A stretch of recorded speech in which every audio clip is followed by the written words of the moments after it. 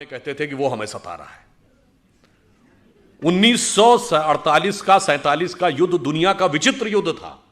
हमेशा युद्ध विराम की मांग वो सेना करती है जो हार रही हो। संयुक्त राष्ट्र में वो देश जाता है जो छोटा हो, कमजोर हो, हार रहा हो। यहां हम बड़े थे, ताकतवर थे, जीत रहे थे। बस 48 से 72 घंटे की बात थी, पीओके हमारा होना चाहिए, हम संयुक्त राष्ट्र संघ में चले गए। ऐसे विचित्रता के उदाहरण हमने प्रस्तुत किए और भारत की छवि बनी कि एक सॉफ्ट स्टेट है, कोई भी आके हमें दबा सकता है, कोई भी आएगा और हमारे साथ किसी भी प्रकार की शरारत करके चला जाएगा और हम सिर्फ शांति के कबूतर उड़ाते रहेंगे।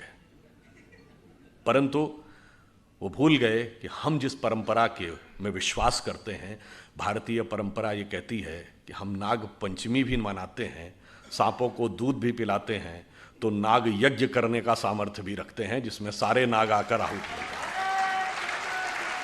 तो हमने यह प्रेरणा ली कि कश्मीर घाटी को लहू लुहान करने वालों सुनो, एक भी बलिदान हुआ जवान नहीं भूले हैं, और दूध भी पिलाते हैं परंपरा हमारी मित्र, किंतु नाग यज्ञ का विधान नहीं भूले। और आपने देखा कि पहली बार भारत ने इन 8 वर्षों में, अब now the era of India as a soft state is over. अब वो दिन चले गए। तब जैसे मैं तो लखनऊ का रहने वाला हूं, हमारे यहाँ कहावत होती है, अमा मियाँ वो दिन लद गए जब उस साल लल्लू खा फाकते उड़ाया करते थे। तो वो कबूतर उड़ने के दिन लद गए और अब वो समय आ गया जब हम प्रबलता प्रखरता के साथ अपनी बात कहते हैं। और समय में कितना बदलाव आया। ये 8 वर्ष, 75 वर्ष के पहले 8 वर्ष हैं जब हमने पाकिस्तान से कोई ऑफिशियल बायलैटरल डायलॉग, औपचारिक द्विपक्षीय वार्ता नहीं की। और इसके बावजूद क्या हुआ, ये पहला मौका है। आप याद करिए, एक दौर था 1990 में, उस समय तो उसमें यह हुआ कि अमेरिका ने मदद पाकिस्तान को रोक दी। तो वो पाकिस्तान की तरफ से एक पत्रकार महोदया बैठी थी, उन्होंने कहा जी आपको मदद की ज़रूरत होगी, हमें मदद की ज़रूरत नहीं है। तो हमने कहा जी हम अमेरिका से क्या लेते हैं ये इंपॉर्टेंट नहीं है, हम अमेरिका को क्या देते हैं। तो जैसा कि अभी वो बता रहे थे, गूगल का चीफ हमारा है, माइक्रोसॉफ्ट का चीफ हमारा है, पेप्सी की चीफ इंदिरा नूई इंडियन है, इससे पहले मास्टर कार्ड का चीफ इंडियन रह चुका है, सिटी बैंक का चीफ इंडियन रह चुका है। इतनी बड़ी बड़ी ग्लोबल कंपनीज के चीफ हमारे हैं। मैंने कहा आपके यहाँ भी बहुत सारे चीफ हैं, लश्कर तैयबा का चीफ है, जैश ए मोहम्मद का चीफ है, अलकायदा का चीफ होता है। मैंने कहा इतना बड़ा अंतर है कि हम 75 साल में कहाँ पहुँचे हैं कि अमेरिकन मल्टीनेशनल्स भारत में आती हैं टैलेंट हंट के लिए और अमेरिकन फौजें पाकिस्तान में जाती हैं टेररिस्ट हंट के लिए। कभी ओसामा बिन लादेन मारा जाता है एबटाबाद में, तो कभी पाकिस्तान के बॉर्डर पर अमन अल जवाहिरी मारा जाता है। और कि बिजनेस और आध्यात्म का भी हमारे यहाँ कैसा कनेक्शन है। हम सब व्हाट्सएप यूज करते हैं, फेसबुक यूज करते हैं, तो उसका ओनर कौन है? Mark Zuckerberg. जो लोग आईफोन यूज करते होंगे पता होगा कि एप्पल का फाउंडर कौन था? Steve jobs. अब ये मार्क जुकरबर्ग ने खुद कहा कि एप्पल के फाउंडर स्टीव जॉब्स ने उनसे कहा था कि अगर जिंदगी में कभी इतना बुरा वक्त आ जाए कि तुम्हें लगे कि तुम्हारा कॉन्फिडेंस ही खत्म हो गया है, पूरी तरीके से हताश हो गए हो, तो ऐसा करना, भारत में जाना, वहां नैनीताल जिले में कैची में नीम करोरी बाबा का एक आश्रम है, वहां जाके तुम्हें एक नई ऊर्जा मिलेगी।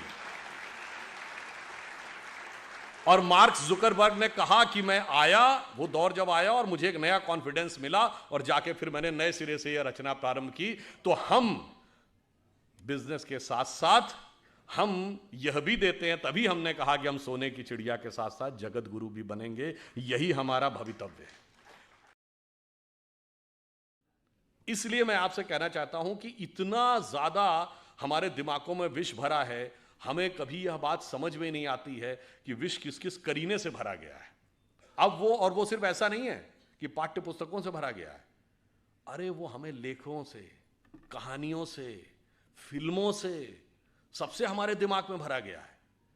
और वो इस ढंग से भरा गया है कि हमें तो पता भी नहीं लगता है कि ये कब हमारे दिमाग में इम्प्रिंट कर दिया गया। जैसा कि मैं पहले भी कई बार बोल चुका हूं, 1970 के बाद की एक फिल्म बताइए जिसमें भगवा वस्त्रधारी पॉजिटिव रोल में हो। बाकी तो छोड़िए, कंठी माला पहने हुए, धोती कुर्ता पहने हुए, तिलक लगाए हुए व्यक्ति पॉजिटिव रोल में हो। चुनौती से पूछता हूं, typical attire of a villain. और छोड़िए, पूर्ण भारतीय वेशभूषा की महिला, यानी जो सिंदूर भी लगाए हो, बिंदी भी लगाए हो, मंगलसूत्र पहने हो, साड़ी पहने हो, वो एक दुष्ट सास या भाभी होगी।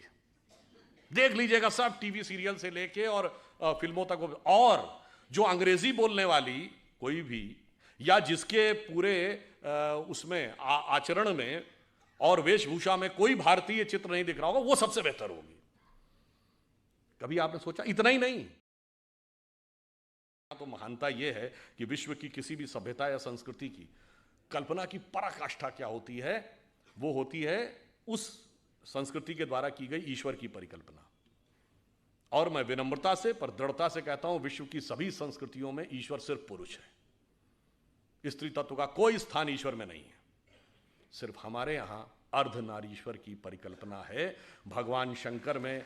और वो किस प्रकार का स्वरूप है, जिसको कालिदास ने अपने कुमार संभवम के प्रथम श्लोक में लिखा है, वागार्थमि संप्रक्त रघुवंश में, वागार्थमि संप्रक्तो वागार्थमि प्रतिपतये जगतः पितरो वंदे पार्वती परमेश्वरो। अर्थात भगवान शंकर में शंकर पार्वती के रूप में वह अर्धनारीश्वर स्वरूप उस प्रकार मिलकर संसार की रचना करता है जैसे वाक और अर्थ, जैसे कविता में शब्द और अर्थ।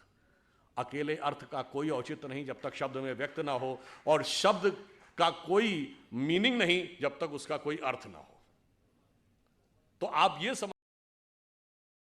आप समझिए ज्ञान का इतना बड़ा स्रोत जहां पर हो, और वहां पे हमको यह समझाया जाता है कि साहब अब ये बताइए, धरती गोल है। ये क्या कहा जाता है कि साहब पहले यूरोप वालों ने हमको बताया कि धरती गोल है, जबकि मैं किसी के भावना आहत नहीं करना चाहता, पर लिखा तो वहां किताब में आज तक है कि धरती चपटी है और धरती स्थिर है। खैर कोई बात नहीं। हमारे यहां ज्योग्राफी को हिंदी में क्या कहते हैं? तो नाम से ही गोल है, मतलब कहीं कोई संदेह ही नहीं है कि गोल था। दूसरा, आपने वाराह अवतार देखा होगा, तो वाराह के दांत में फंसी हुई धरती गोल है कि चौकोर है? तो सदैव से गोल है। उसके बावजूद हमें समझाया जाता है कि गोल धरती है, ये उन्होंने हमको बताया। इसलिए मैं आपसे कहना चाहता हूं कि था। और अभी मोहित जैन जी ने कहा कि हम 2014 में आजाद हुए, इस विषय को लेकर बहुत विवादित ढंग से लोग ये बात कहते हैं। तो मैं विनम्रता से कहना चाहता हूं, किसी के मन में यदि इसको लेकर एक प्रश्न उठ रहा हो, तो 18 मई सन 2014 का लंदन का ट्रिब्यून अखबार, उसने ये लिखा कि 16 मई 2014, जिस दिन मोदी जी के नेतृत्व में स्पष्ट बहुमत हमें पहली बार मिला। ये कौन लिख रहा है? लंदन का ट्रिब्यून लिख रहा है, हम नहीं बोल रहे हैं, कोई संघी भाजपाई नहीं बोल रहा है।